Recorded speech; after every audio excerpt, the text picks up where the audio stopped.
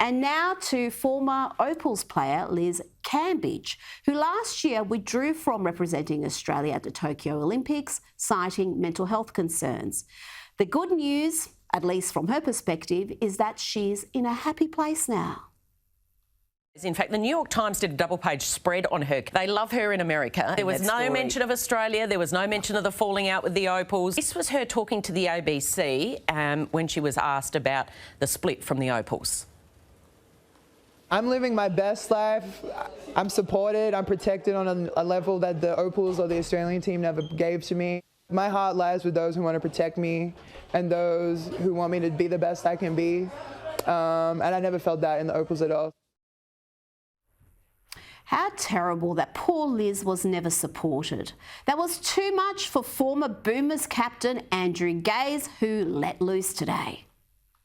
But the suggestion on this particular incident and others that her teammates, her coaches, Basketball Australia or anyone wasn't supporting her, that is offensive. It's about honour. Yep. It's about privilege. It's about a sense of responsibility. It's about looking at your life and seeing how other people have provided you a privileged opportunity to perform to the highest level. And when you don't respect that, and in fact you go the other way and say these people have actually harmed me, that is disgusting behaviour by her. Opals captain Jenna O'Hea, while a tad more restrained, nonetheless made it clear that she didn't believe Cambage. I can hold my head up high and say that I always loved her, always cared for her, always supported her, always had her back. I think that is her reality, and I think the listeners and watchers out there can believe who they want to believe.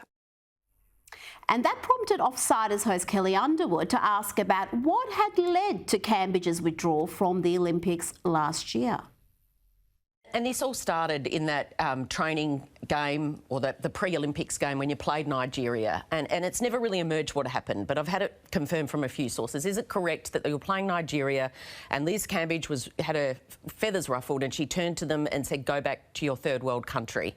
And of course, Eze Magbor is originally Nigerian, a Nigerian who's now living in Australia and playing for your team. And as a result, there was a brawl that erupted. And since then, you haven't spoken to her. That is all 100% correct. Will she ever play for Australia again, do you think? No.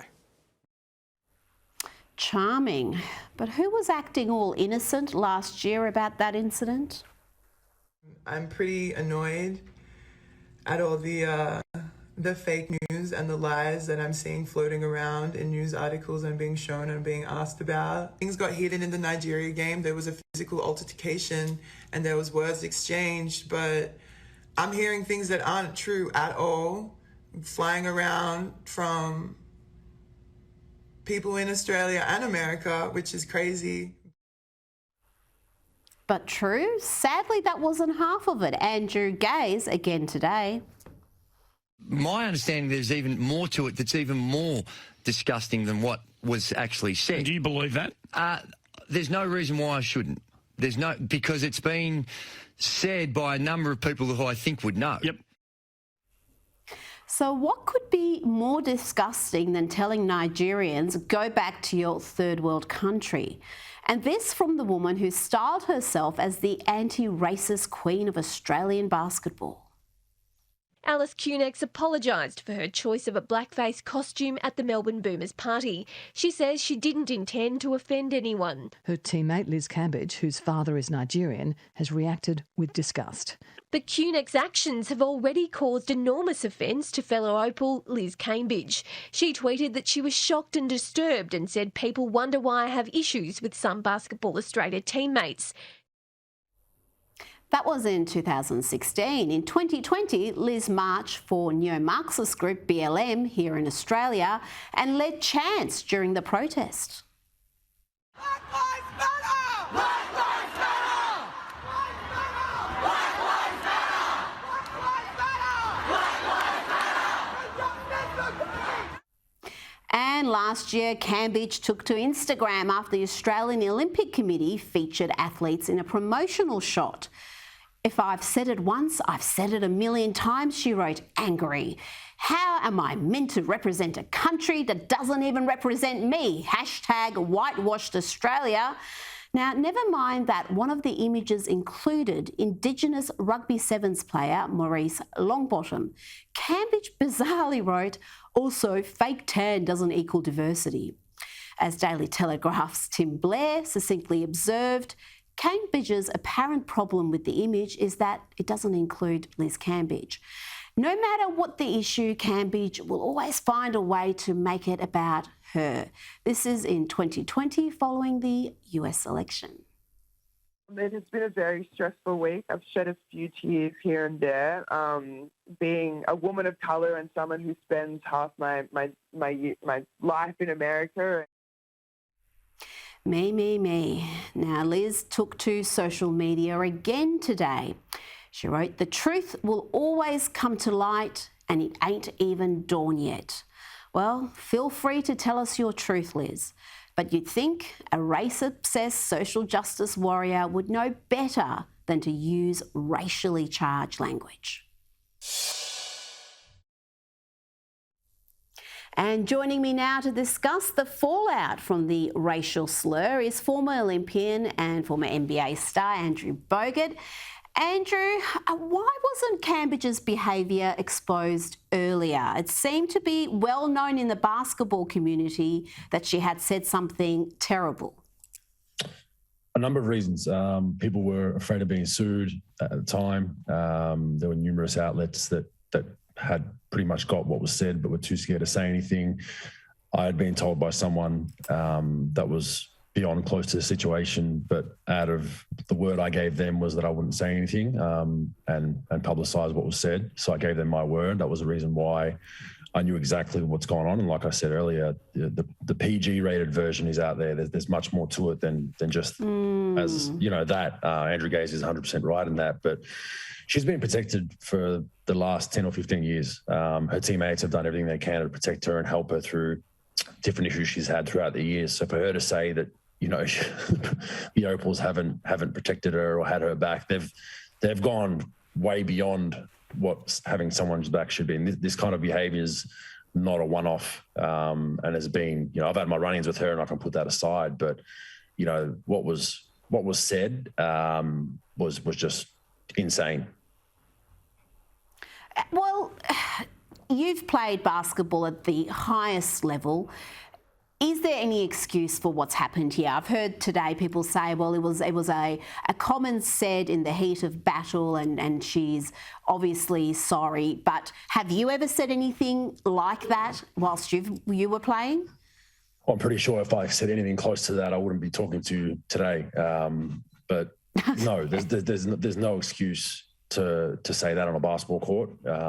Generally, no. family, race, colour, creed, religion, in all sports, much like society, you don't jab people with that kind of stuff or bring it up, period. Let alone outside of, in basketball, outside, just like society. But you mentioned earlier, I mean, the irony in all of this is she would be protesting herself right now because if anyone else said anything close to what she said, she'd be on a bus shelter again making chants. And this is my problem with a lot of people. This isn't all people that fight for causes. There's a lot of good people that fight for causes for whatever reasons and go to protests and that. And I don't condone them, but there is a huge number that are absolute hypocrites, and I've been around them at different phases of my career, not just in basketball, but business-wise, that they publicly have, they go to the protests and they wear the T-shirts and this and that, and they are some people that are not good human beings. I've seen it countless times, and unfortunately, everything that Liz stands against and voices her concerns about, she's that person, unfortunately. So it's very ironic. Well, it is ironic to be so outspoken about racism and then say a comment like that, and even the PG version, as you call it, is terrible. And basketball authorities, do they have anything to answer for? Because it seems like she was protected. I don't know if they wanted her to come back and play for the Opals one day, but we saw AFL player Tex Walker make a racial comment. I mean, he was named and shamed, fined $20,000, copped a 6-week ban, and he made a full apology. I mean, is there a double standard in the sporting world? Potentially, I think, she's a fantastic player. I mean, I can put aside my gripes to say as a basketball player, she's one of the best female basketballers we have. So I think with that, there were a bit of a protection racket going on because you want your best player to try and win a medal and be successful. You need her on the court. So you might deal with a little bit more from your best player. If she was a 8th, 9th, 10th woman on the team, she would have been cut a long time ago. But even the way they handled, the Olympic expulsion and all that, the only reason they did that is because Nigeria have all of this on tape, which people don't know. This is all on tape and recorded. This scrimmage was recorded. It's all, someone has a tape somewhere.